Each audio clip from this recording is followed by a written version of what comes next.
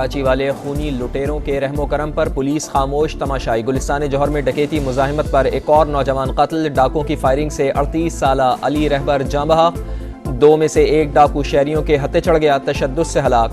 وزیر داخلہ سندھ کا نوٹس، SHO شارع فیصل معطل۔ شہر قائد میں صرف رمضان کے دوران 9 اور رواں سال 48 شہری ڈکیتی مزاحمت پر جان سے گئے۔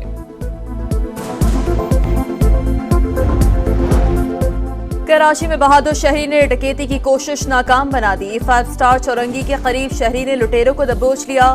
لوگوں نے خوب درگت بنانے کے بعد پولیس کے حوالے کر دیا۔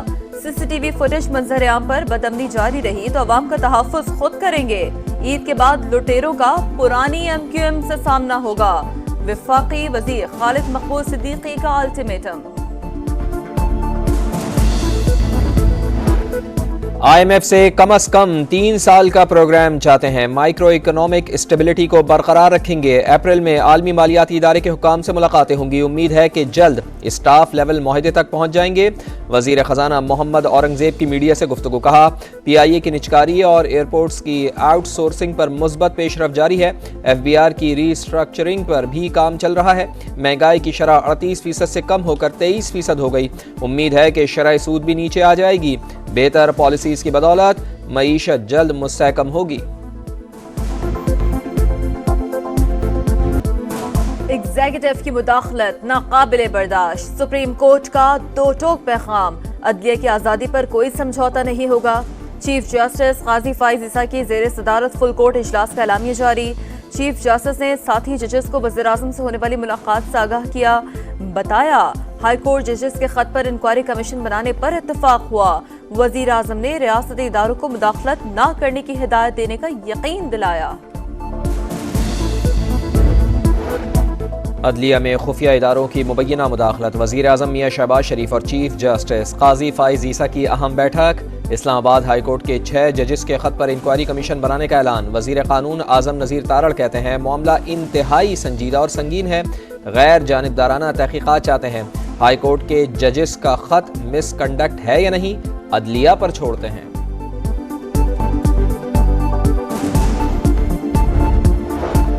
تحریک انصاف نے ججز کے خط پر مجوزہ انکوائری کمیشن مسترد کر دیا۔ کور کمیٹی کا چیف جسٹس اور وزیر اعظم کی ملاقات پر اظہار تشویش، معاملہ لارجر بینچ کے سامنے رکھنے کا مطالبہ۔ عدلیہ کی آزادی اور بانی کی رہائی کے لیے اتوار کو پشاور میں ریلی نکالنے کا اعلان۔ سنی اتحاد کونسل پنجاب کی پارلیمانی پارٹی کا اجلاس، 100 سے زائد ارکان کی شرکت۔ نامزد سینٹ امیدواروں کو ووٹ دینے کی یقین دہانی۔ اپوزیشن لیڈر احمد خان بچر بولے تمام ارکان متحد ہیں، ٹیکنوکریٹ خواتین اور اقلیتی نشستوں پر ڈٹ کر مقابلہ کیا جائے گا۔ پنجاب اسمبلی میں مبینہ غیر قانونی بھرتیوں کا کیس، پرویز الہی اور دیگر ملزمان 4 اپریل کو فرد جرم عائد کرنے کے لیے طلب۔ عدم پیشی پر سینٹرل جیل راولپنڈی کے حکام نے سابق وزیر اعلیٰ کی میڈیکل رپورٹس جمع کروائیں۔ لاہور کی اینٹی کرپشن عدالت نے تحریری حکم جاری کر دیا۔ سرسبز پنجاب خوشحال کاشتکار۔ وزیر اعلیٰ پنجاب مریم نواز نے نواز شریف کسان کارڈ کی منظوری دے دی۔ چھوٹے کاشتکاروں کو آسان شرائط پر 5 لاکھ قرض دیا جائے گا۔ مریم نواز بولیں کسان کارڈ پاکستان کی تاریخ کا سب سے بڑا پروجیکٹ ہوگا۔ کپاس، گندم اور چاول کی فصل پر ریسرچ اور ترقی کے لیے سینٹر آف ایکسیلنس بنانے کی بھی منظوری۔ پاکستان اور افغانستان کے درمیان تجارت اور ٹرانزٹ سہولیات سے متعلق معاہدہ طے۔ پاکستان کی جانب سے 1 ہفتے میں بینک گارنٹی کی شرط ختم کر دی جائے گی۔ کابل سے بین الاقوامی قیمت کے مطابق کوئلہ خریدا جائے گا۔ افغانستان یقینی بنائے کہ اس کی سرزمین دہشت گردی کے لیے دوبارہ استعمال نہ ہو، امریکہ کا مطالبہ۔ ترجمان امریکی محکمہ خارجہ کا کہنا ہے کہ طالبان انسداد دہشت گردی سے متعلق عالمی برادری سے کیے گئے وعدے پورے کریں۔ افغان حکومت ملک میں دہشت گردوں کی محفوظ پناہ گاہ نہ بننے دے۔ بلوچستان میں ایک بار پھر طوفانی بارشیں، دکی میں مکان کی چھت گرنے سے 5 مزدور جاں بحق۔ کوئٹہ، لورالے، بالخان، شوب، قلعہ عبداللہ، مسوم، ہرنائی، سبی اور دیگر علاقوں میں گرج برس۔ کوئٹہ میں سڑکیں تالاب بن گئیں، ہرنائی کے ندی نالوں میں طوفانی۔ آزاد کشمیر کے مختلف علاقوں میں دوسرے روز بھی بارش۔ وادی نیلم میں پہاڑوں پر ہلکی برف باری۔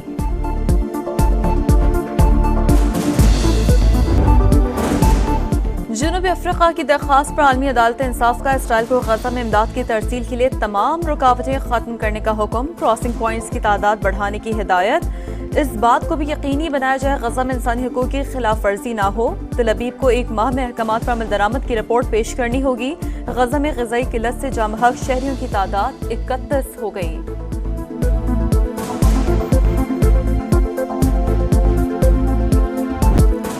نیو یارک میں جو بائیڈن کی صدارتی انتخابی مہم کے لیے فنڈ ریزنگ کے دوران فلسطینیوں کی نسل کشی کے خلاف احتجاج، مظاہرین نے امریکی صدر کو جنگی مجرم قرار دے دیا، مظلوموں سے اظہار یکجہتی کے لیے اردن میں 5ویں روز بھی اسرائیلی سفارتخانے کے باہر مظاہرہ۔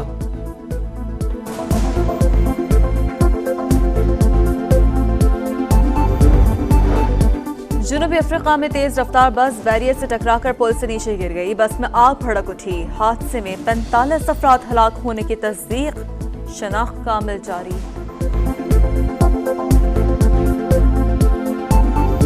ایبٹ آباد کی کاکول اکیڈمی میں پاکستان ٹیم کا فٹنس کیمپ جاری، آرمی ٹرینرز کی نگرانی میں کھلاڑیوں کی سخت ٹریننگ، فٹنس کو بہتر کرنے کے لیے صبح اور رات کو الگ الگ ڈرلز، قومی کرکٹرز نے ٹیم بنا کر بیڈمنٹن میچ بھی کھیلا، فزیکل فٹنس کیمپ 8 اپریل تک جاری رہے گا۔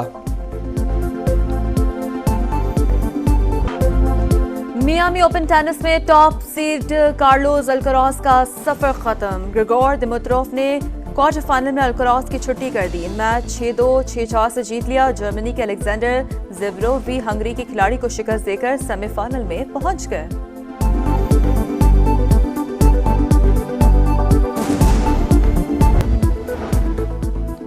افغانستان یقینی بنائے کہ اس کی سرزمین دہشت گردی کے لیے دوبارہ استعمال نہ ہو، امریکہ کا مطالبہ، ترجمان امریکی محکمہ خارجہ کا کہنا ہے کہ طالبان انسداد دہشت گردی سے متعلق عالمی برادری سے کیے گئے وعدے پورے کریں، افغان حکومت ملک میں دہشت گردوں کی محفوظ پناہ گاہ نہ بننے دے۔ بلوچستان میں ایک بار پھر طوفانی بارشیں، دکی میں مکان کی چھت گرنے سے 5 مزدور جاں بحق، کوئٹہ، لورالے، بارکھان، شوب، قلعہ عبداللہ، مسوم، ہرنائی، سبی اور دیگر علاقوں میں گرج برس، کوئٹہ میں سڑکیں تالاب بن گئیں، ہرنائی کے ندی نالوں میں طوفانی، آزاد کشمیر کے مختلف علاقوں میں دوسرے روز بھی بارش، وادی نیلم میں پہاڑوں پر ہلکی برف باری۔